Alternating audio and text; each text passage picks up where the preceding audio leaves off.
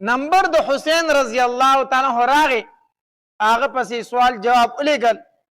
حسین ته ووایه چې راشه او د یزید په لاس باندې بیعت وکړي او د خپل امیر تسلیم کړي، خپل بادشاہي تسلیم کړي. حسین رضی الله تعالی عنہ د بیعت نه انکار وکړو او دا انکار یې ولې کو؟ دا بیعت څه ګران کار نه و. حسین رضی الله تعالی فرمایلو دا بیعت څه ګران نه دی، زه به د یزید سره وکم بیعت. خو یزید هغه شریعت مات کړی، هغه قانون یې مات کړی دی، کم قانون او کم شریعت چې زما په بابا باندې نازل شوی دی، کم چې زمونږ په خاندان او زمونږ په کور کې راغلی دی، هغه شریعت د نافذ کړی دی. نو که دغه شریعت دغه قانون د نافذ کو، نو زه به د یزید په لاس باندې بیعت وکم، زه به غلام شمه. د کربلا واقعه چې په کوم وخت کې کېده، په دغه وخت کې حکومت د یزید و او دا یزید زوی د معاویه رضی الله تعالی عنه دی او معاویه رضی الله تعالی عنه د لوی شان صحابي دی، کاتب الوحی دی. په نبی علیه الصلاة والسلام باندې چې به وحی نازلېدله، نو د دې قرآن د دې وحی لیکونکي څه صحابه کرام مقرر کړی شو. په هغې صحابه کرامو کې یو معاویه رضی الله تعالی عنه هم و چې ده به دا قرآن لیکو، وحی به یې لیکله. اگر چې پلار یې صحابي و، خو دا زوی داسې صحیح سړی نه و. زه په هغې خلکو باندې تعجب کومه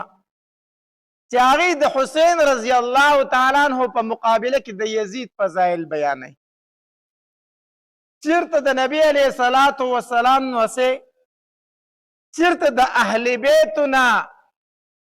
یو ګلاب او د هغه په مقابل کې بیا د یزید فضایل بیانول، دا یقینا ظلم دی. نو په دغه وخت کې د یزید حکومت و او دا حکومت په زور باندې اغسته و او ظلم به په هر چا کو، هر سړی به راته بیعت په ورسره کو د یرې د وجې نه، چا به بیعت نه کو وجې به. نو خلک یې په دې مجبوره کړو چې راشئ ما بادشاه تسلیم کوي او زما سره بیعت وکړئ.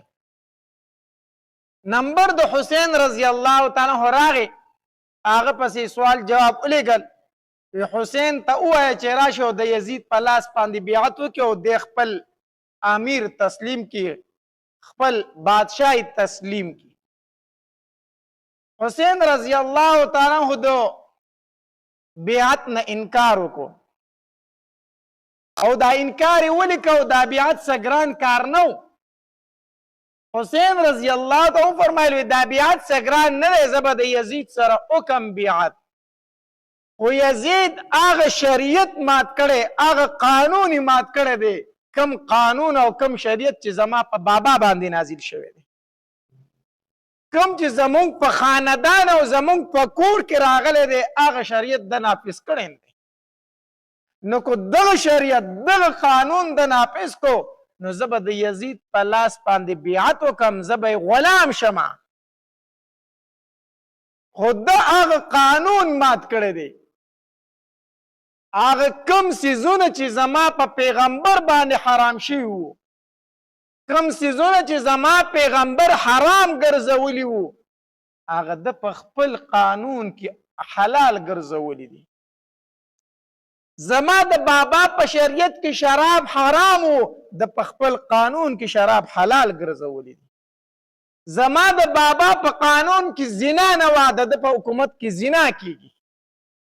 زما د بابا په قانون کې ظلم نه و، د په حکومت کې ظلم کیږي.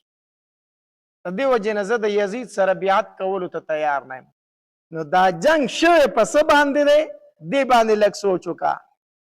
جنگ شوی په دې باندې دی چې حسین رضی الله تعالی فرمایلي زه هغې قانون ته نه یم تیار، کم قانون چې د قرآن او د حدیث خلاف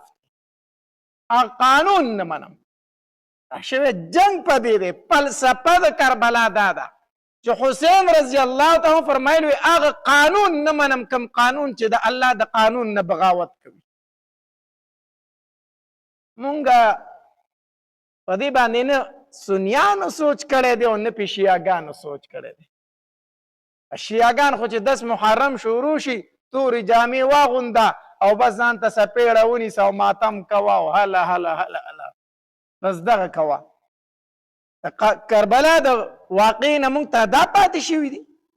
چې کله د محرم یا شروع شي ته جړاګانې کوه ویرونه کوه او تورې جامې واغونده او سینه ډبوه. دا د کربلا د قان د واقع نه موږ ته پاتې شوي دي. دا یې موږ ته ښودلي دي. یا سنیان به څه وکړي د محرم په میاشت کې منګي به راوالي او قبرستان ته به ځي او په قبرونو به اوبه اچوي، په قبرونو باندې اوبه اچوه. دا د کربلا واقع ته تپریخي دي. یا اوبه تقسیموه او دیګونه پخوه، دا د کربلا واقع سبق دی. عجیبه خلک یو ښه منګی راواله او په قبر باندې اوبه واړوه. لکه دا پې ولې اړئ؟ ځکه چې په کربلا کې زمونږ امامان تږي شهیدان شوي وو. په کربلا کې زمونږ امامان تږي شهیدان شوي وو، نو موږ ځکه په قبرونو باندې اوبه اړو. امامان په کربلا کې تږي شهیدان شوي دي او ته دلته د بنیر په مقبرو کې په قبرونو اوبه اړئ. نو یو خو دا خبره چې دا اوبه هغوی ته رسي. څه سوچ پکار دی، لږ فکر خو پکار دی که نه. تا په خپل قبر اوبه واړولې نسي چلو شو، دا هغوی ته ورسېدې. یا دا اوبه دې مړي ته ښکته رسي، بس جام راواله په یو قبر تې اړوه په بل تې اړوه. دا ولې؟ کربلا کې امامان تږي شهیدان شي. دا جهالت دی، جهالت. دې د شریعت سره هېڅ تعلق نشته دی، هر ځان نه جوړې شوې خبرې دي. د کربلا واقع موږ ته دا سبق نه دی پرېښی چې سینې ډبوه او تورې جامې واغونده. د کربلا واقع موږ ته دا سبق نه دی پرېښی چې په قبرونو باندې اوبه اړوه او ښځې پکې کورونو کې کیرونه پخوي او چاولې پخوي. دا موږ ته پرېښي نه. د کربلا واقع موږ ته دا پرېښي دي چې د الله د قانون نه کوم څیز بغاوت کوي هغه مه منه. د ظلم خلاف ودرېږه، ظالم ته مخامخ ودرېږه. دا موږ ته د کربلا د واقع نه معلومیږي. حسین رضی الله تعالی فرمایل زه د یزید سره بیعت نشم کولی، ځکه د زما د بابا قانون مات کړی. کوم شریعت چې زما بابا راوړی هغې نه د انکار کړی. یزید ورته بیا جنگ ته تیار شه، جنگ ته تیار شه. کوفی والا ورته وویل وی ته کوفی ته راشه موږ د ټول ملګري یو. حسین رضی الله تعالی کوفی ته وغوښتو. دغه علاقې د کوفی چې کوم ګورنر و د هغه نوم ابن زیاد و چې مشهور په ابن مرجانه و. په لاس باندې بیعت وکړي وی نه کومه، وی بیا به جنگ ته تیاریږي. حسین رضی الله تعالی فرمایل وی جنگ ته تیار یم، ګناه نشم کولی، خو دومره کولی شم چې ځان شهید کولی شم، خو ګناه نشم کولی. حسین رضی الله تعالی چې خیمې ټک والی او ابن زیاد جنگ ته سر وتړو او ځان حملې ته تیار کو، نو کوفی والا ټول د حسین رضی الله تعالی نه واپس شو، ټول ته وتښتېدل. اول یې راغوښتې وو او چې کله جنگ جوړېدو حالات جنگ ته ورسېدل، کوفی والا ته ټول ورستي شو. حسین رضی الله تعالی صرف د خپل خاندان سره د 72 کسانو سره پرېښود. 72 کسانو، دا ټول د نبی علیه السلام د خاندان خلک، دوی پاتې شو. حسین رضی الله تعالی فرمایل اوس یا شهادت ته او یا دغه ظالم ته غاړه کېښودل دي، یا دغه د ګناه قانون قبلول دي. وی نشم کولی، ځان شهید کولی شم، خپل خاندان شهید کولی شم، خو د ګناه په کار کې حصه نشم اخیستی. په هر حال خیمې ټک والی شوې، جنگ شروع شو. د نبی علیه الصلاة والسلام د خاندان به یو یو کس تو شهید کېده به او واپس شهید به خیمو خواته راوړو. اوبه پې بندې شوې، د دریاب اوبه یې پې بندې کړې، تږي وو. لویه واقعه ده، ما بیان کړې ده، خو زه ته صرف پس منظر بیانوم. یو یو د نبی علیه الصلاة والسلام د خاندان کس به تو شهید کېده به واپس په راوستی شو. په دغې ورځو کې د شاه قاسم کویدن شوي و، خو واده یې نه و شوی. او حسین رضی الله تعالی عنه کتل چې دا د نبی علیه السلام چې څومره خاندان دی دا به اوس ټول شهید کېږي، او د شاه قاسم خو کویدن شوي خو واده یې نه دی شوی. نو راشه د مرګ نه د شهادت نه ورله مخکې دا واده م وکړه. اوس ګوره خیمې ټکوالی شوي دي او مخې ته د نبي علیه صلات وسلام د خاندان شهیدان پراته دي، د هغوی کټ شوي سرونه پراته دي. او حسین رضی الله تعالی فرمایل وی دا واده کول هم سنت دي، راځئ چې دا سنت په دې ټیم کې ژوندي کړو، راځئ چې دا په دې ټیم کې ژوندي کړو. نو شاه قاسم په یو خیمه کې دی او کور والی په بله خیمه کې ده او واده یې وشو، خپلې د ده خیمې ته یې راوستله. او چې راوستنو ناویانو له خلک نکریز ږدي که نه، نو حسین رضی الله تعالی فرمایل وی د نبي علیه صلات وسلام د خاندان چې کومې وینې دي، د شهیدانو چې کومې وینې دي، دا ورته په منګولو باندې ولګوئ. نکریزه خو دلته نشته، خو د جنګ میدان دی، نکریزه شته دی نه. وی د شهیدانو وینې دي خو لاس ورکول غواړي، نو وی د ناوې لاسونه په وینو باندې سره کړئ. نو د شاه قاسم د ناوې لاسونه د نبی علیه صلات وسلام د خاندان په وینو باندې سره کړی شو او شاه قاسم له یې ناوې راوسته. لومبۍ شپه ده، شاه قاسم د خپلې ناوې سره دی په خیمه کې، د بار نه ورته آواز وشو وی شاه قاسم د جنګ خو ستا نمبر دی، یو تن وځي او شهید کیږي، خو ستا نمبر دی جنګ ته د وتلو. شاه قاسم اسلحه واچوله، دک شانتی بیوی پرېښوده، بیبي ورسره سلام یې وکړو، په ژړا شوه، ورته رخصت یې کړو. او چې شاه قاسم لاړ جنګېده لږ ټایم تېر نه و چې د هغه کټ شوی سر د هغه خیمې مخې ته کېښودی شو. ناوې راوړه، د خپل خاوند هغه کټ شوی سر یې راواغسته، په لاسونو کې یې ونیو. دومره ظلم شوی، دومره حد درجې ظلم شوی. په دې کې د علي اکبر نمبر راغی، آواز ورته وشو، حسین رضی الله تعالی ورته آواز وکړو علي اکبر ستا نمبر دی د جنګ. علماو لیکلي دي وی علي اکبر ته الله تبارک وتعالی ډېر عجیبه حسن ورکړی و، انتهایی حسن یې ورته ورکړی و. د جنګ چې کوم میدان و په هغې کې به ټول خلک د ده د حسن په تماشه باندې و. علي اکبر اسلحه واچوله، توره یې راواغسته او میدان ته ووتو. جنګېدو حتی در دې پورې چې د علي اکبر نم هغې ظالمانو سر ووه. هغه ښایسته حسن، هغه کټ شوي سر، هغه راوړی شو د نبي علیه صلات وسلام د خاندان د خیمو مخې ته کېښود. د حسین رضی الله تعالی نمبر راغی لسم محرم او اوس د حسین رضی الله تعالی د جنگ نمبر دی، اخر کې دی پاتې شو. چې کله دی جنگ ته روانېدو نو د یوې خیمې نه ورته آواز وشو وی حسینه ته خو جنگ ته وځې، خو یو ماشوم پیدا شوی هغه ته احزان کول غواړي. خیمه کې یو ماشوم پیدا شوی بانګ ورته ویل غواړي. نو حسین رضی الله تعالی راولې ما ته چې زه ورته اذان وکړم. نو حسین رضی الله تعالی ماشوم راوړل شو، هغه په خپلو لاسو کې داسې واغست او اذان یې ورته شروع کو. نو چې اذان یې کو په دې دوران کې یو غشی راغی، د ماشوم په د مرۍ په دې یو طرف ولګېد او بل طرف ته تلو، د هغه په غېږه کې هغه ماشوم شهید شو. د مرۍ نه د وینو داسې دارې شروع کړې. نو حسین رضی الله تعالی ماشوم داسې کېښودو او د هغه د هغې وینو نیله په راډکه کړه او داسې اسمان ته وچانګلې، اسمان ته وچانګلې او د سترګو نه اوښکې وبهېدې. وی الله د نبي علیه صلات وسلام د خاندان هغه اخري ماشوم چې نن پیدا شو هغه مې ستا په نوم باندې قربان کړو، الله هغه هم نن قرباني شو. الله ای د قدرت مالکه، ای د کائنات مالکه، وګوره هغه یې راته شهید، هغه ماشوم شهید شو. او حسین رضی الله تعالی په خپل توره راواغسته ووت، میدان ته ووت، جنګ کوي. چې کله دی په دې کافرو دې تورو په منځ کې راګیر شو که نه، نو خور یې تماشه کوله، زینب رضی الله تعالی عنها دې تماشه کوله. د خیمې په یو چوت کې دې تماشه کوله چې زما ورور جنګ ته وتی دی.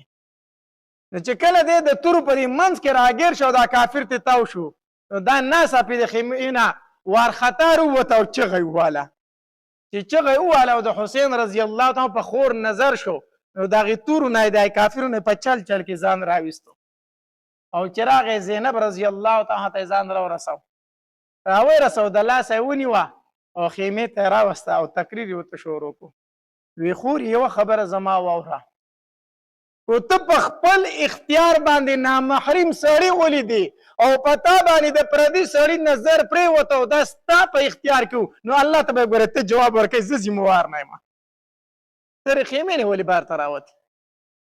ځکه علماو لیکلي دي وایي زینب رضی الله تعالی ته الله عجیبه حسن ورکړی دا د حسین رضی الله تعالی خور ده د علي رضی الله تعالی لور ده وایي په دې باندې عجیبه حسن پروت عجیبه حسن پې پروت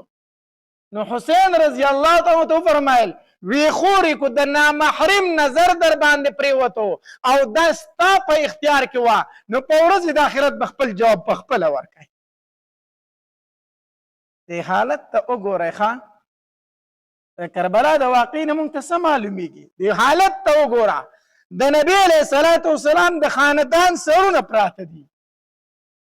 په مړو باندې په شهیدانو باندې جړا کوونکي صرف یوه زینب پاتې شوې ده حسین رضی الله تعالی د کافرو په منځ کې ګیر دی خو بیا ورته حسین رضی الله تعالی فرمایي خورې پرده وکړه بې پرده راته نشي ګورئ نن موږ چې کوم ماتمونه کوو نو زنانه به تورې کپړې اچولي او تیز میکپ به یې کړي او تنګې تروشي جامې به یې اغوستي او دا به روانه وي او سینه به ډبوي او زه ماتم کومه تورې جامې به یې اغوستې او ورسره میکپ به یې کړی ښه تیز او دا څه کوي ماتم کوي کربلا واقعي موږ ته دا پرېښي دي د کربلا واقعي نه موږ ته دا سبق میلاو شوی دی زینب رضی الله تعالی بیا خپلې خیمې ته تللې ده خو بار ته نه ده راوتې بیا حتی در دې پورې چې د حسین رضی الله تعالی عنه هم شهید شو او چې کله دی شهید شو الله بعضې علماو لیکلي دي دومره ظالمانو چې د حسین رضی الله تعالی عنه دا سر یې په یو مزي کې واچو او د زین العابدین غاړې ته یې ور واچو او داسې روان کړي دي نو چې کله هلته ورسېدل د نبي علیه صلات وسلام د خاندان زنانه دي او شهیدان سرونه دي نو چې کله دا د یزید دربار ته ورسېدل نو یزید وی د نبی علیه صلات وسلام د خاندان زنانه ماته مخې ته راپېښ کړئ دوی ماته مخې ته پېښ کړئ نو چې د نبی علیه صلات وسلام د خاندان زنانه یزید ته مخامخ پېښ کړی شوې یزید ورته وویلو اخلي د بغاوت انجام زما د بادشاهۍ نه چې چا بغاوت کوو نو اخلیدل څنګه چل مې ورسره وکړو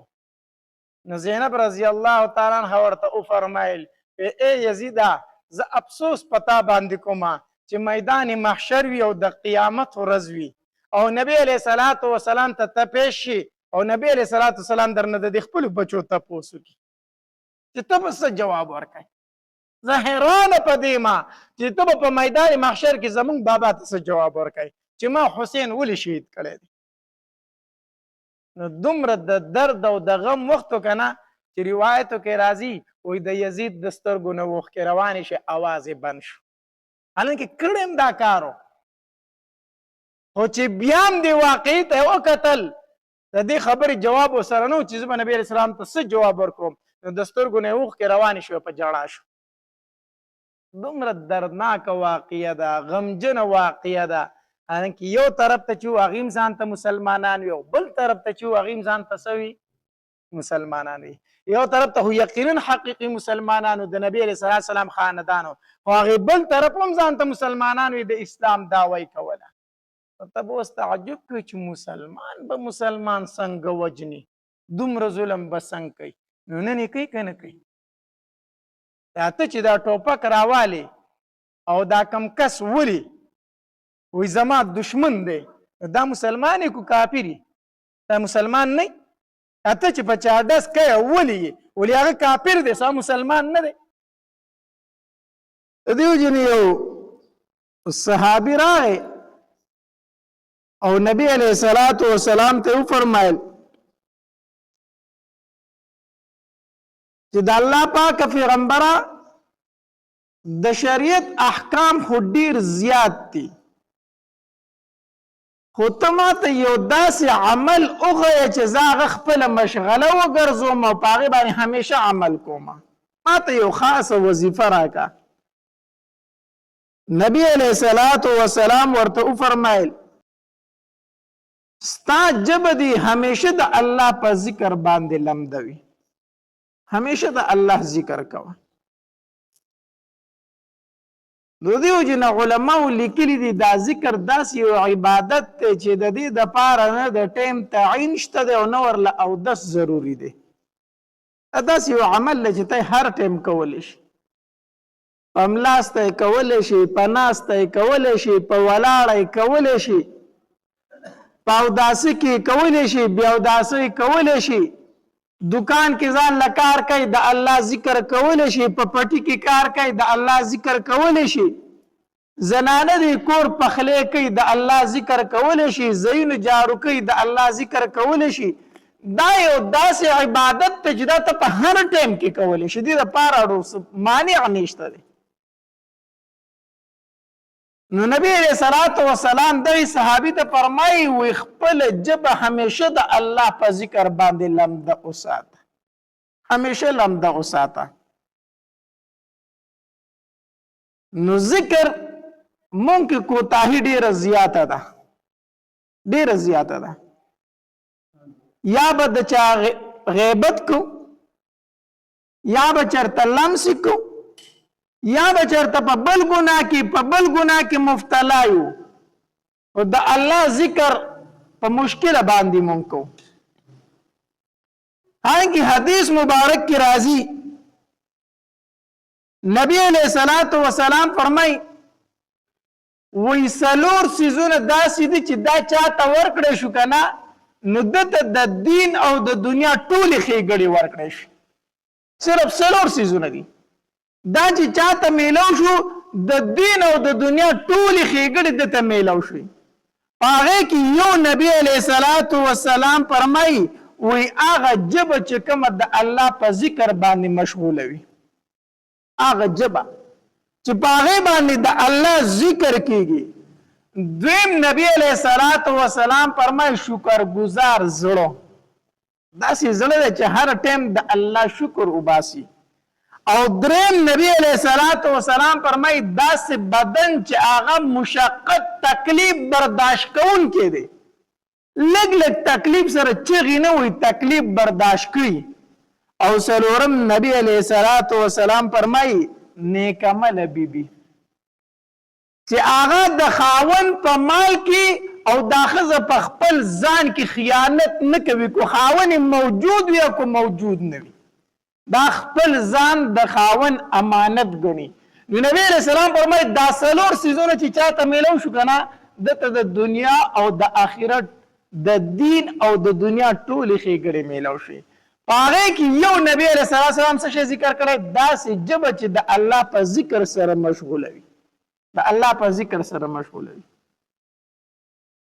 نو بهترین څیز بهترین ژبه هغه ده چې په هغې باندې د الله ذکر کېږي. خبره ذکر کوم په دې موضوع باندې لګي خبرې ذکر کوم چې زمون په معاشره کې د الله ذکر ډیر لږ پاتې شوی دی، د الله یاد ډیر کم پاتې شوی دی. هر انسان د ځان ته سوچ وکړي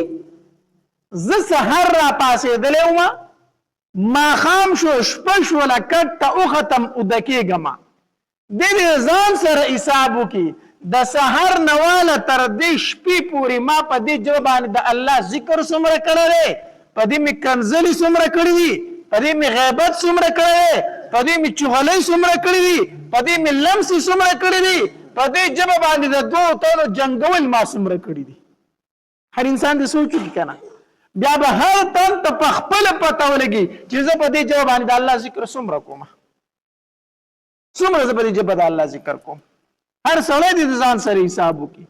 سار شو ماښام شو ورځ ټوله تېره شوه زما په دې ژبه باندې د الله نافرمانۍ ډېرې شوې خو د الله یاد پرې ډېر وشو. نو نبی علیہ الصلوۃ والسلام دغه صحابي ته فرمایي بس ته دا خبره د ځان سره یاده کا چې ستا ژبه د همیشه د الله په ذکر باندې سوي لمده وی لمده دا الله په ذکر باندې خپل جبه لمده ساته او دا ذکر چې کوم انسان کوي د زړه ته به سکون وي د زړه ته به اطمینان وي د زړه ته به آرام وي انفرادي ذکر خو څوک کوي نه انفرادي ذکر نه کوي ډېر کم خلک داسې پاتې شوي چې ځان له ذکر کوي او که چېرته د ذکر مجلس جوړ کړی شي چې راځئ ذکر وکړو نو بدعت یې وکړو نو ځان له ذکر کوي نه او مجلس ته چې راټولېږي او ذکر کوي نو بدعت کوي نو دا مطلب شو ستا د خبرې چې اړو ذکر کوئ اړو ذکر مې ځان له کوه نه په مجلس کې کوه نو بهرحال زمونږ معاشره کې ذکر دا ډېر کم شوی دی ډېر زیات کم شوی دی حالانکه نبی علیہ الصلوۃ والسلام فرمای دا ذکر دا انسان د عذاب قبر نه خلاصي ذکر انسان د عذاب قبر نه خلاصي نبی علیہ الصلوۃ والسلام فرمای وما عمل آدمی عملا انجا له من عذاب القبر من ذکر الله نبی علیہ الصلوۃ والسلام فرمای وی په اعمالو کې داسې یو عمل بل غوره نشته او بهتر نشته چې هغه تا د عذاب قبر نه خلاص کې سیوا د ذکر د الله نه حدیث مبارک دی نبی علیہ الصلوۃ والسلام فرمایي وی په عملونو کې چې هغه عمل چې تا د الله د عذاب نه خلاصوي د عذاب قبر نه د خلاصوي هغه د الله ذکر دی او عذاب قبر خو به تاسو اورېدلی وي د علماو نه الله دې موږ ټولو ته پناه راکړي حدیث مبارک کې راځي وی د عثمان رضی الله تعالی عنہ په مخ کې به چې کله د عذاب قبر ذکر کېده کنه نو ډېر زیات به یې جړل یا به چې مقبرې ته ورغې او په قبر به یې سترګې ولګېدې نو ډېر زیات به یې جړل حتی تر دې پورې چې دا اوښ کې به یې په دې ږیره باندې بهیدې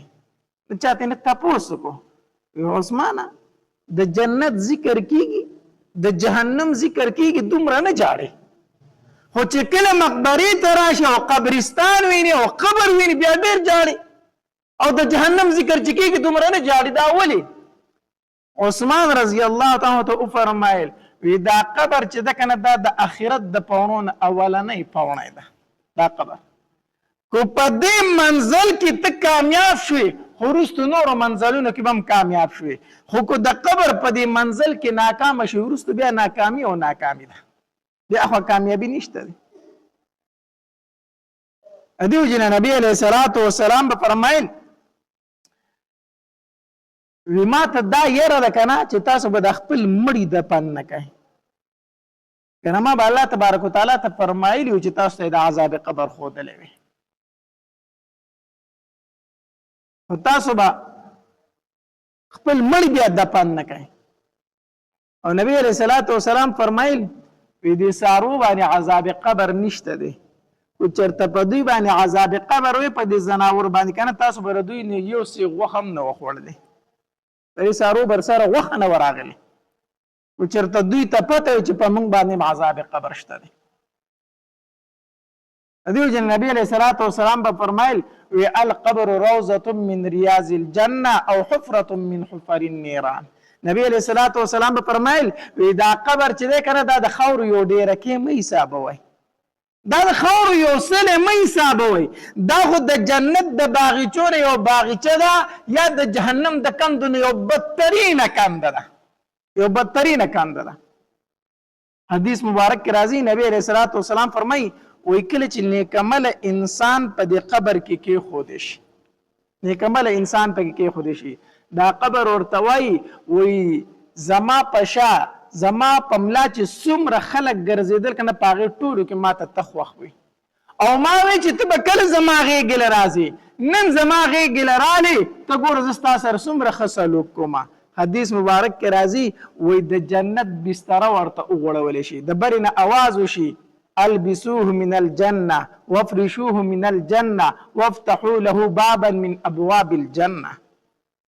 د جنت جامې ورته واغوندوئ د جنت بستره ورته خوره کوي او د جنت د طرف نه یو کړکۍ ورته کوله وکړي چې دا خوشبویانې ورته راځي او دا قبر پې کوله وشي خو چې کله بدعمل انسان په دې قبر کې کېښودی شي نو حدیث مبارک کې راځي نبی علیه الصلوۃ والسلام فرمایي وي دا قبر ورته وي دا ځمکه ورته وي وي زما په شا چې څومره خلک ګرځېده که نه په هغې ټولو کې ما ته ته ناخوښه وي ځکه چې ده په دې ځمکه باندې چغلي کوله قتل کو غیبت کو زنای کوله غلای کوله هر قسمه ګناه ده په دې ځمکه کوله نو کله چې انسان په دې ځمکه باندې ګناه کوي دا ځمکه ورته خیرې کوي ښه دې ځمکې ته ډېر زیات تکلیف میلاویږي د دې انسان د ګناه د وجې نه نو دا ځمکه ورته وایي زما په شا چې څومره خلک ګرځېدو په هغې ټولو کې ته ماته ناخوښه وي نن ته زما غېږې ته رالې ته ګوره چې ستا سره څه چل کومه حدیث مبارک کې راځي وایي دا ځمکه پرې داسې راجوخته شي راتنګه پې شي نبی علیه الصلوۃ والسلام د خپلې مبارکې ګوتې په یو بل کې داسې ورکړې وایي ده دا چجې دا پختې په یو بل کې داسې ورننوځي لکه څنګه چې زما دا ګوتې مبارکې په یو بل کې ورلې چجې په یو بل کې داسې ننوځي د اسمان نه اواز وشي د جهنم جامې ورته واغوندوئ د جهنم بستره ورته خوره کوي او د جهنم د طرف نه یو ټولګي کولاو کوي چې دا لوګي ورته راځي دې قبر ته الله تبارک وتعالی دې پناه را نصیب کړي بیا حدیث مبارک کې راځي نبی علیہ الصلوۃ والسلام فرمایي وی یو کم سل اجدهاګانې په د باندې مسلط شي یو کم سل اجدهاګانې په هغه باندې مسلط شي او دې تر قیامته پورې چیچي او نبی علیہ الصلوۃ والسلام فرمایل وی د دغه اجدهاګانو نه کو چرته یو اجدها دنیا ته راله او دنیا کې پوکي صرف وو دا غي پوکي به دومره زهري چې په مخ د ځمکه به چرته شینکې زرغون نشي داسې خطرناک اجدهاګانې او ماران دي نو نبی علیہ الصلوۃ والسلام فرمایي وی کو عذاب قبر د ځان نسپکول غواړي او لر کول غواړي نو د الله ذکر کوه د الله ذکر کوه دا عذاب به هله سپکېږي چې کله ته څه کوې د الله ذکر کوي الله او د ذکر یو نغده فایده دا ده که نه چې کله تا په راحت کې د الله ذکر کو که نه نو په مصیبت کې به د الله دعاګانې ډېر زر قبلې حدیث مبارک کې راځي نبی علیہ الصلوۃ والسلام فرمایي وی کوم انسان چې په راحت کې د الله ذکر کوي راحت ته پې سکون دی پې بیا هم دی الله یادوي وی کله چې په ده باندې تکلیف شروع شي که نه او دی الله ته فریاد شروع کړي الله ته اواز وکړي الله مصیبت را باندې راغلی دی وی دا فرشتي وي چې یاره د اواز خو څه اشنا غونته اواز دی دا اواز خو مخکې مونږ ډېر اورېدو خو مخکې مونږ په سکون سره په آرام سره اورېدو او اخکې اواز دی اوس پکې درد دی تکلیف دی اواز اشنا دی مخکې مونږ دا اواز اورېدو چې الله به یادو اوس هم هغه اواز اورو چې الله یادوي خو مخکې پکې درد نه او اوس د یو کمزوري او د یو ضعیفه اواز غونته کې ښکاري د یو کمزوري انسان اواز ښکاري نو چې معلومات وکړي وي او دا هغه انسان دی چې الله به یې ډېر یادو خو نن پې تکلیف راغلی دی نن پې څه راغلی تکلیف راغلی نو دا فرشتې الله ته د دې انسان سپارش شروع کړي وی الله چې کله په سکون کې کله په آرام کې ته ډېر یاد کړی الله اوس په مصیبت ته تکلیف کې دی الله دا تکلیف دې نه لرې که د دې انسان فرشتې الله ته بیا سپارش کوي او چې کله یو انسان په راحت کې الله نه دی یاد کړی او په ده باندې کله مصیبت راغی او دی الله ته اواز وکړي نو دا فرشتې وایي دا خو ډېر څه ناشنا غونته اواز دی دا خو مخکې مونږ نه دی اورېدلی چېرته دا خو مخکې مونږ نه دی اورېدلی خو اوس پې چېرته تکلیف دی او دا اواز اورو ناشنا اواز دی مخکې مونږ دا نه دی اورېدلی الله نو په سکون کې په آرام کې په اطمینان کې په خوشحالۍ کې الله یاد کا په وخت د تکلیف کې به تا الله یاد کی فرشتې به دې الله ته سپارش وکړي الله نو یو خو دا نغده پیدای په دنیا کې دا ده چې کله ته د الله ذکر کوي الله یادوي په مصیبتونو کې به الله بیا تا یادوي ښه په مصیبتونو کې به مونږ باندې مصیبت دا دی الله دې زمونږ په حال باندې رحم وکړي د سکون او د آرام په ټایم کې مونږ ته الله چرته یاد مونږ خو په خپلو مستۍ کې یو او په خپله نشه کې یو او بس په خپلو عیاشو کې یو خو چې چېرته په کور کې الله دې نه کړي الله دې نه کړي یو غم وشي که نه نو بیا د چېرته جالداره ټوپۍ ګوري په سر یې کېږدي بیا یو هفته د ټوپۍ په سر باندې ته به دا لوی روز چېرته د عمرې نه راغی ښه یو هفته بیا دې ښه سم دمي خو چې مصیبت او غم لږ کم شي که نه د هغه ټوپۍ بیا ورتاوه کړي بیا په خپلو نشو تماشو کې شي نو بیا هغه غم موږ نشو برداشت کولی وجه دا ده چې موږ په خوشحالۍ کې الله نه دی یاد کړی نو په غم کې به الله بیا موږ څه یاد کړي الله نو یو دا چې په دنیا کې الله یادوي په وخت د راحت کې په وخت د مصیبت کې به الله تا یاد کړي یوه پیدا دا ده په دنیا کې دویم دا دی چې د الله دا ذکر دومره زورور څیز دی دومره زورور څیز دی چې دا تا ته په آخرت کې هم ډېره فایده درکړي په آخرت کې هم ډېره فایده درکړي لکه حدیث مبارک کې راځي نبی علیه الصلاۃ والسلام د صحابه کرامو سره ناستو په دې دوران کې یو باندچي صحابي راغی وی د الله پاک پیغمبره په مؤمنانو کې به هم داسې یو کس وي چې په جهنم کې به پروت وي او په جهنم کې به پاتې شي نبی علیه الصلاۃ والسلام وفرمایل وی نه داسې خو څه نشته دی ټول مسلمانان به جنت ته ځي ها یو مسلمان دی چې هغه به ډېر اخر ته په جهنم کې پاتې کېږي هغه ډېر اخر ته پاتې کېږي صحابه کرامو تپوس کوي د الله پاک پیغمبر دا کوم انسان دی چې دی په جهنم کې د ټولو نه اخر ته پاتې کېږي نبی علیه الصلاۃ والسلام وفرمایل په جهنم کې به یو کس وي او هغه به د الله ذکر کوي او په چغه چغه به لګي چې یا حنانو یا منانو یا حنانو یا منانو دا چغې به وي دا چغې به د جبرئیل علیه السلام تر غوږو شي جبرئیل علیه السلام به یې واوري چې د جهنم نه اواز راځي او اواز د الله د ذکر دی یا حنانو یا منانو دا اواز دی الله ته اوازونه کېږي د جهنم نه نو جبرئیل علیه السلام به د الله د عرش ته لاندې په سجده پریوسي چې په سجده پروت سر به په سجده پروت وي الله تبارک وتعالی به ورته فرمایي ارفع رأسک یا جبریل اے جبریل سر اوچت کا جبریل علیہ السلام به سر اوچت کی چې سر اوچت کی الله تبارک وتعالی به ورته فرمایي جبریل ولې څه ناشنا خبره وشوه چې په سجده پریوتې څه چل وشو جبریل علیہ السلام به ورته فرمایي الله یو اواز مې د جهنم نه واورېدو او ډېر په درد کې لګیا دی او ډېر په تکلیف کې لګیا دی او تا ته اوازونه کوي چې یا حنانو یا منانو الله دغه کس خو د جهنم نه وباسه که نه الله تبارک وتعالی به ورته وفرمایي ای جبریله لاړ شه د جهنم چې کوم داروغه دی چې د هغه نوم مالک دی او مالک ته ووایه چې دغه سړی روباسه کم چې د یا حنانو یا منانو چغې وي جبریل علیه السلام به لاړ شي داروغه ته به ووایي د الله تبارک وتعالی حکم دی چې په جهنم کې یو تن پروت دی یا حنانو یا منانو چغې وي هغه د جهنم نه روباسه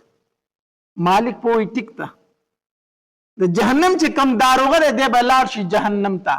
دی به په جهنم کې وګرځي خو دی به دغه کس پیدا نه کړي حالانکه حدیث مبارک کې راځي وای داروغه د جهنم چې مالک چې دی وای دته به هر جهنمی داسې معلوم وي لکه څنګه مور پلار ته چې خپل بچي معلوم وي د مور پلار خپل بچي خطا کیږي نه خطا کیږي د جهنم چې کم داروغه د مالک هغه ته به هر جهنمی داسې معلوم وي خو دی په جهنم کې وګرځي دغه کس په پیدا نه کی نو دی به واپس راشي چې واپس راشي نو جبرئیل علیه السلام ته به وایي جبریله زه خو پسې ډېر وګرځېدم خو دغه سړی ما پیدا نه کو ځکه جهنم تازه ساه اغستی دی جهنم تازه ساه اغستی دی او دومره ګرم شوی دی چې په جهنم کې د وسپنې او د ګټې او د انسان پته نه لګي چې کومه وسپنه ده او کومه ګټه ده او کوم انسان دی دومره جهنم په غوسه کې دی او دومره ګرم دی ما ته پته نه لګي چې هغه پکې په کوم ځای کې پروت دی جبرئیل علیه السلام به واپس راشي بیا به د الله تبارک وتعالی د عرش سره خواته په سجده شي الله تبارک وتعالی به ورته بیا وفرمایي جبرئیل سر اوچت کا جبرئیل علیه السلام چې سر اوچت کې الله تبارک وتعالی به ورته وفرمایي چې ته خو ما لېږلی وي دې نه چې کوم سړی یا حنانو یا منانو چغې وي هغه د جهنم نه وباسه راودیستو جبرئیل علیه السلام به ورته وفرمایي الله ما مالک ته وویل د جهنم داروغه ته مې وویل خو هغه راته وایي چې جهنم تازه سا اغستی دی او دومره ګرم شوی دی چې هلته د ګټې او د اوسپنې او د انسان پته نه لګي. نو مالک پکې پیدا نه کو. الله تبارک وتعالی به ورته فرمایي اے جبریله لاړ شه او مالک ته ووایه چې د جهنم په پلانکۍ طبقه کې په پلانکي ګوټ کې دا سړی پروت دی او راوی باسه. الله تبارک وتعالی به ورته ځای وښیي. جبرئیل علیه السلام چې راشي د جهنم چې کوم داروغه دی مالک هغه ته به ووایي الله تبارک وتعالی فرمایي چې د جهنم په پلانکۍ طبقه کې او په پلانکي ګوټ کې دا سړی پروت دی راوی باسه. مالک په لاړ شي د جهنم چې کومه فرشته د پاغې مقرر دا به لاړه شي دغه سړي ته به ځان ورسوي. نو حدیث مبارک کې راځي وایي دا سړی به ډېر په عجیبه حالت کې پروت وي. وایي دا خپې نه دي دا به د سر سره تړلي شوي دي او لاسونه به د سټ سره تړلي شوي په زنځیرانو کې او په ده باندې به ماران او لړمانان رانښتي دی به خوري او دی به چغې څه وي یا حنانو یا منانو یا حنانو یا منانو ای ډېر رحم کوونکي ذاته بیا به هم دا چغې وي. نو د جهنم چې کومه فرشته داروغه مالک هغه به دا زنځیران مات کی او به یې سپړي او د جهنم نه به یې روباسي. چې روباسي که نه نو جبرئیل علیه السلام ته به یې حواله کړي. چې حواله کړي جبرئیل علیه السلام به د ځان سره روان کړي. جبرئیل علیه السلام به لاړ شي بیا به د الله د عرش سره خواته سجده ولګي. نو الله تبارک وتعالی به ته بیا وفرمایي جبرئیل سر اوچت کا. جبرئیل علیہ السلام چې سر اوچت کی الله تبارک وتعالی به ورته فرمایي جبرئیله ما چې په کم کس پسې لېږلی وی هغه دې راوست او الله ده مې دی راوستی دی دا به لاړ دی. الله تبارک وتعالی به دې انسان ته وایي ای بنده ما تا ته پیغمبران نو درلېږلي دی به وایي الله رالیږلي دي. د هغې پیغمبر سره ما کتاب نو درلېږلی الله رالیږلی دی. تا ته ما نه وویلي چې دا ګناهونه به نه کوي الله بالکل منع کړی دی. ما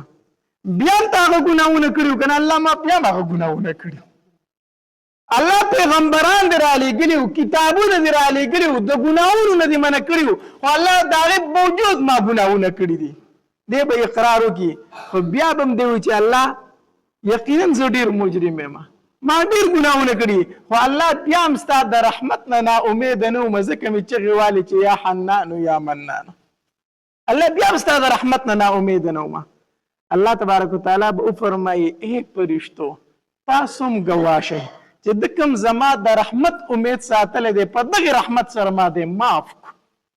په دغې رحمت سره دی ما معاف کو زه دې جنت ته داخل کړئ جنت ته یې بوځئ.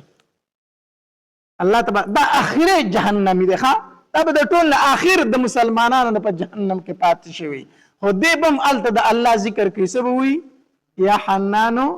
یا منانو او د دغه ذکر په برکت سره به الله د جهنم نه وباسي او جنت ته به داخل کړي. الله رونو سارا پکې شته دی لخه الحمدلله سارا پکې شته دی الحمدلله اوس را سره مکرم ځکه چې دا ساوځي که نه بیا هېڅ نشته دی بیا هېڅ نشته دی اوس را سره مکره سارا پکې ځي ښکته بره سا ځي د الله ذکر شروع کوي د الله یاد شروع کوي چا چې د چا سره مینه هغه ډېر یادوي زمونږ د الله سره مینه د الله به نه یادو او چې ته خبر شي چې پلانکی سړی ما ډېر ډېر یادوي نو هغه دې خوښې بدې دي شي خوښې نه شي